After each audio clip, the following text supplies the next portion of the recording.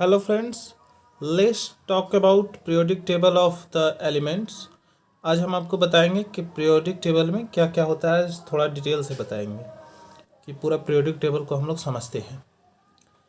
Periodic table जो है अंतिम में मोजले द्वारा दिया गया था, जिसमें 118 तत्व है। यह आधुनिक एलिमेंट का पीरियोडिक टेबल है, जिसमें कुल तत्व जो है एलिमेंट वह 118 हैं। और इसमें अगर बात किया जाए तो जो आप 118 तत्व देख रहे हैं इसमें तो 118 तत्व इसमें भी खोज हुआ है, जिसमें से आपका 94 तत्व जो है वह प्राकृतिक रूप से है, यानी जो प्रकृति में पाए जाते हैं। और जो 24 तत्व और है वह वैज्ञानिकों द्वारा जो है वह निर्मित किया गया है इसको। इसलिए इसमें कहेंगे कि प्राकृतिक तत्व जो है वह 94 है। यानी अगर बात किया जाए तो प्राकृतिक रूप से अगर कहें तो 94 है, और 24 बोले तो ये वैज्ञानिक कारण, यानी ये वैज्ञानिकों ने बनाया है। और यह जो है वह प्राकृतिक रूप से है। 94 प्राकृतिक रूप से, और टोटल मिला करके ही 118 तत्व हो जाते हैं। चलिए पीरियोडिक टेबल के बारे में और थोड़ा जानते हैं। जैसे इसमें आज हम लोग थोड़ा जानने का प्रयास करेंगे कि इसमें कौन कौन सा, जैसे ये देखिए ग्रुप है, कितना है इसमें टोटल ग्रुप। ये ग्रुप है 1 2 3 4 5 6, इस प्रकार से 18 इसमें ग्रुप है। टोटल ग्रुप 18 है, और पीरियड जो है वह 7 है। 1 2 3 4 5 6 7, यानी 7 पीरियड है। यहाँ पे 57 जो देख रहे हैं, यहाँ 57 के बाद है 72 से यहाँ जो स्टार्ट है, तो 57 से हटा दिया गया, यानी 56 के बाद जो 57 है, 57 से लेकर के 71 तक इसको अलग रखा गया। इसलिए क्योंकि इसके अनुसार जो है जो इसमें जो गुण मिलते हैं वह गुण इस तत्व में नहीं पाए जाते हैं, इसलिए इसे जो है हटा करके लिखा गया है। और 88 जो तत्व है एलिमेंट, यहाँ से जो 89 होता है वह इसके रूप में नहीं मिलता है, इनके गुणों को नहीं मिलता है, एक समानता नहीं है, तो इस चलते इसको भी है निकाल के लिखा गया है। तो 57 से 71 वाले को लेंथेनाइट सीरीज बोलते हैं, और 89 से 103 वाले को बोलते हैं एक्टिनाइट्स सीरीज। अब यहाँ अगर बात करते हैं तो ग्रुप 1 और 2, 1 से 2 तक जो है हम लोग एस ब्लॉक कहेंगे इसको। यानी अगर हम लोग बात करें तो 1 और 2 आप यहाँ पे देख पा रहे होंगे, 1 और 2 ग्रुप को जो है हम लोग क्या कहेंगे, एस ब्लॉक कहेंगे, एस ब्लॉक। और जो 3 से जो 12 तक है, देखिए यहाँ पे आपको पीरियड में दिखाते हैं, इसमें जो 3 से 12 तक है पीरियोडिक टेबल में, 3 से 12 तक इसको डी मानेंगे, यह जो है डी ब्लॉक इसको बोलते हैं। और 13 से 18 वाले को बोलेंगे पी ब्लॉक, और ए वाला जो आपका नीचे है एफ ब्लॉक में आता है। यहाँ से अलग किया गया है, तो इसका मतलब ये नहीं है कि ये डी ब्लॉक से है, इसको एफ ब्लॉक बोलते हैं। यानी 4 ब्लॉक में बांटा गया है, इसमें कहेंगे ये है एस ब्लॉक, ये है आपका पी ब्लॉक, ये है डी, और ए वाला नीचे वाला एफ ब्लॉक है। इसके बाद जो है अगर हम लोग जानने का प्रयास करें तो इसमें थोड़ा जानेंगे कि रेडियस जो होता है, यानी एटॉमिक रेडियस, यानी परमाणु त्रिज्या जो है, किधर से किधर जाएंगे तो बढ़ेगी और किधर से किधर जाएंगे तो घटेगी। आइए जानते हैं। आइए एटॉमिक रेडियस क्या है यह जानते हैं। इस पे खाली पेज पे हम इस पे बताने का प्रयास करते हैं। जैसे अगर एटॉमिक रेडियस की बात करें, एटॉमिक रेडियस यानी इसको कहेंगे परमाणु त्रिज्या। इसको परमाणु त्रिज्या यानी परमाणु के आकार में वृद्धि, परमाणु की त्रिज्या के आकार में वृद्धि, परमाणु त्रिज्या। इसमें देखें किस प्रकार से किधर किधर, यानी किस तत्व का बड़ा होता है और किस तत्व का छोटा होते जाता है परमाणु त्रिज्या। तो इसमें जो है ऊपर से नीचे आने में, यहाँ पे आप पीरियोडिक टेबल देख पा रहे होंगे, यानी यह जो आप देख पा रहे हैं ऊपर से नीचे आने में, ऊपर से अगर हम लोग नीचे आएंगे, जैसे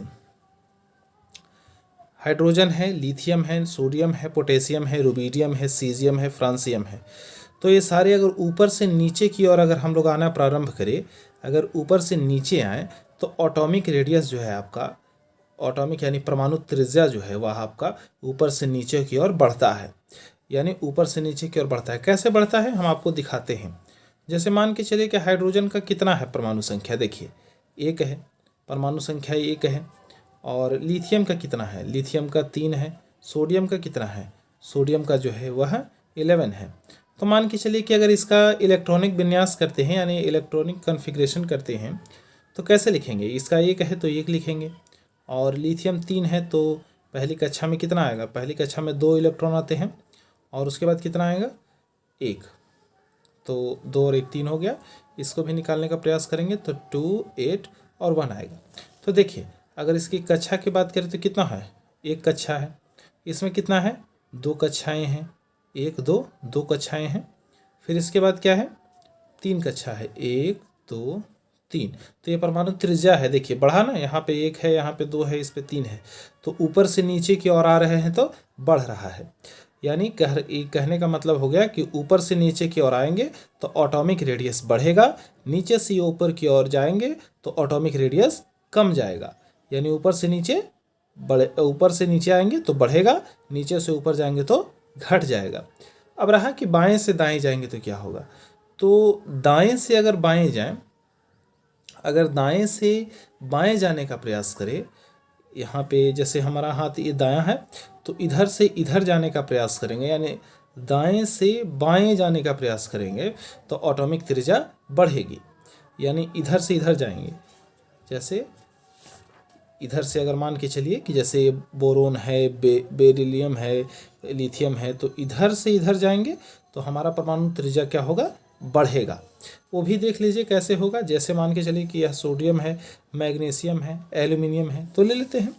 जैसे सोडियम मान के चलिए कि 11 है, फिर मैग्नीशियम कितना है, मैग्नीशियम आपका 12 है, और एल्यूमिनियम कितना है, एल्यूमिनियम 13 है। तो देखेंगे 11 इसका कॉन्फ़िगरेशन कीजिए, 281 हो जाएगा। 12 का कीजिएगा तो 282 हो जाएगा, और इसका कॉन्फ़िगरेशन करेंगे तो यह हो जाएगा 283। तो देखिए इसमें तो सब में समान कक्षा है, ये भी 3 है, ये भी 3 है, ये भी 3 है, यानी 3 कक्षा सब में बनेगा, सब में 3 कक्षा रहेगा। तो इसमें कैसे पता चलेगा किसका परमाणु त्रिज्या बढ़ रहा है, किसका घट रहा है। तो आप ध्यान दीजिएगा कि बीच में जो है वह प्रोटॉन रहता है, बीच में जो है वह प्रोटॉन रहता है, और इधर इलेक्ट्रॉन रहता है।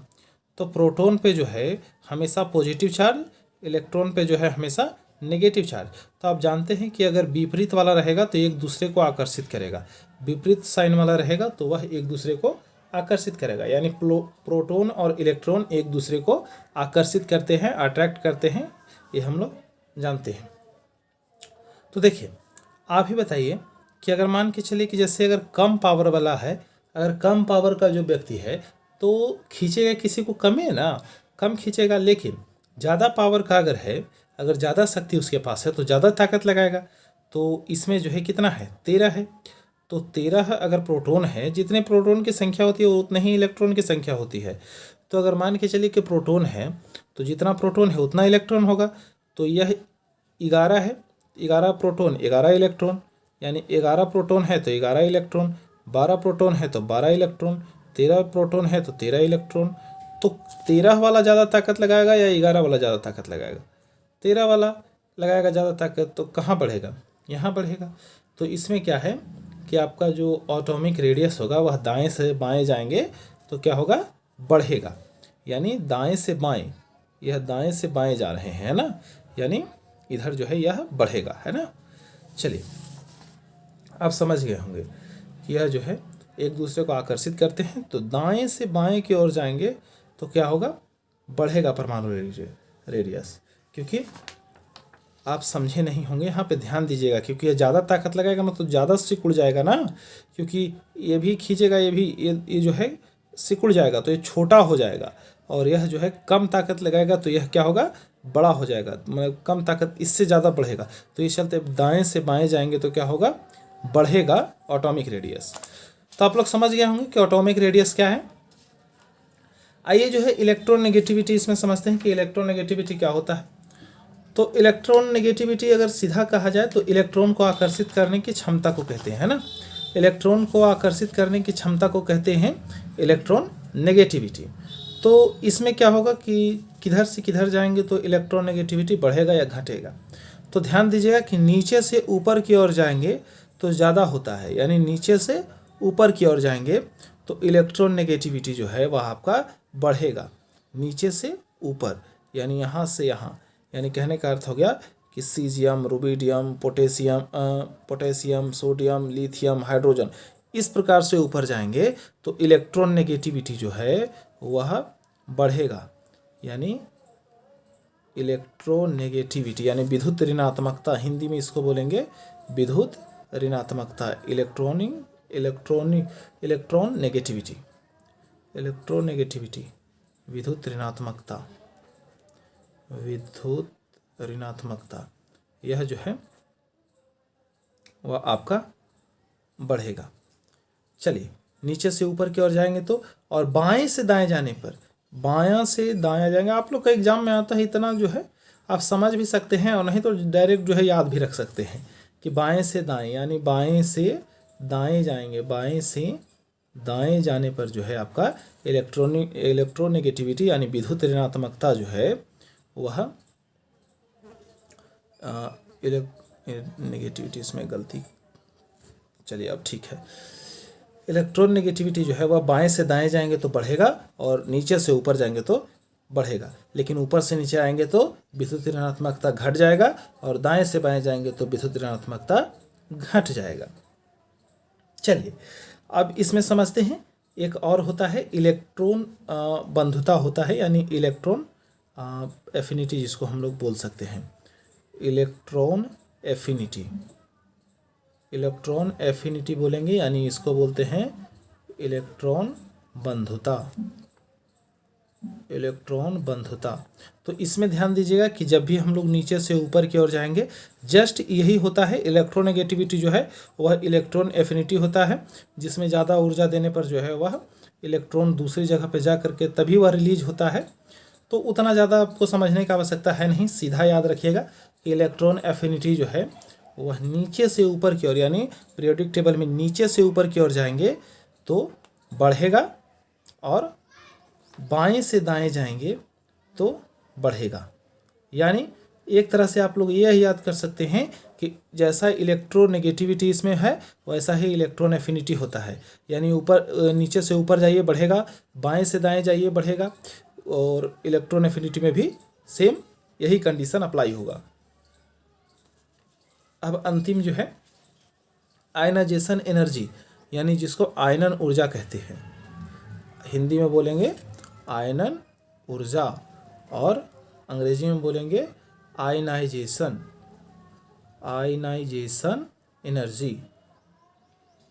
तो इसमें क्या होता है कि यह बाएं से दाएं जाने पर बढ़ती है, यानी बायां से दाएं जाइएगा तो बढ़ेगा और नीचे से ऊपर जाइएगा तो बढ़ेगा। यानी आप तीनों को एक ही तरह से ले सकते हैं, यानी ये भी जो है वह बढ़ेगा जब भी बायां से दायां जाएगा या नीचे से ऊपर जाएगा तो।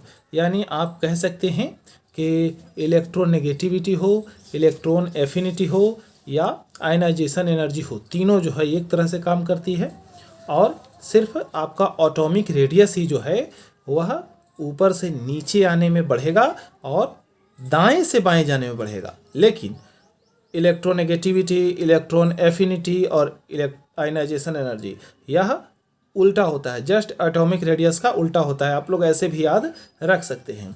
और यह जो है आपका समाप्त हो गया। आपको कम समय में जो है पीरियोडिक टेबल समझा दिए।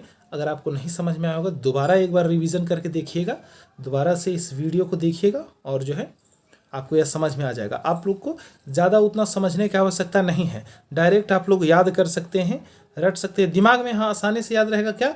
एटॉमिक रेडियस याद रखिए और जस्ट उसका उल्टा सारा कर दीजिए। यानी एटॉमिक रेडियस याद रखिए। आपको हम समझा देते हैं।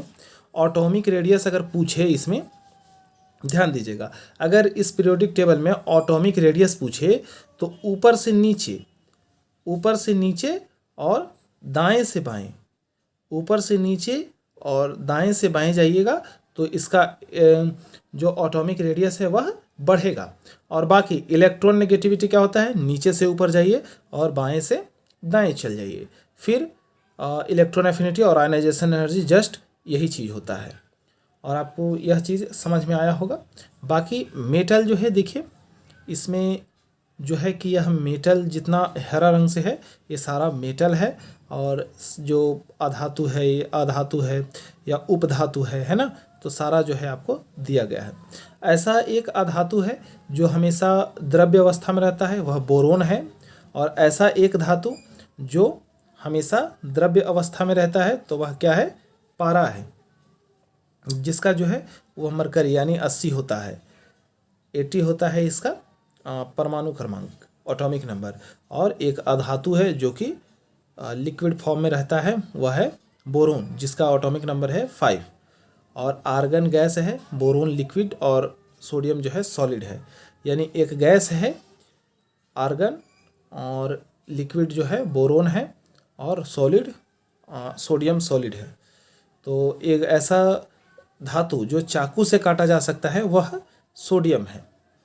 करीबन जो है आपको सारा चीज़ समझा दिया। ये सारे अक्रिय गैस की श्रेणी है, हीलियम, यह नियोन, यह आर्गन, यह क्रिप्टन, यह जेनॉन, ये रेडोन, ये सारा जो है वह अक्रिय गैस के आता है, अक्रिय गैस के श्रेणी में है। 18वां ग्रुप पूरा अक्रिय गैस है। 17वां ग्रुप को हैलोजन ग्रुप के नाम से भी जानते हैं, यानी फ्लोरीन, क्लोरीन, बोरोमीन, आयोडीन और एस्टाटाइन, हाँ 80, ये सारा जो है आपको जो भी है इसमें ये सारा आपका हैलोजन ग्रुप के नाम से जाना जाता है। पूछता है कि जो 17वां ग्रुप है वह कौन सा है। आपको इसमें ज़्यादा कुछ पूछेगा नहीं, इसमें जो मेन होता है जैसे पारा है आपका 50 नंबर पे, टीन है या कैडमियम है 48 का, 47 में सिल्वर है, पैलेडियम है 46 का आपका। फिर 1 से 30 तक, इसमें कम से कम 1 से 30 तक एटॉमिक नंबर याद रहना चाहिए आपको, यानी जिंक तक, यहीं तक आपसे पूछता है। बाकी जो था आपको हम बता ही दिए, दोबारा इसमें रिवीजन कर लीजिएगा। और बाकी उतना कुछ पूछता है नहीं कि इसमें ये नहीं पूछ देगा कि हैसियम का बताइए या आपका लास्ट वाला, ये सारा जो प्रचलित है उसी चीज़ को आपको पूछेगा इसमें। और ये आपको बताएं कि ये पूरा अक्रिय गैस का श्रेणी है। आई होप कि आपको समझ में आया होगा बेहतरीन ढंग से, और नहीं आया होगा तो दोबारा इसको देखिएगा, आपको समझ में आ जाएगा। मिलते हैं किसी नेक्स्ट वीडियो में, तब तक के लिए थैंक यू।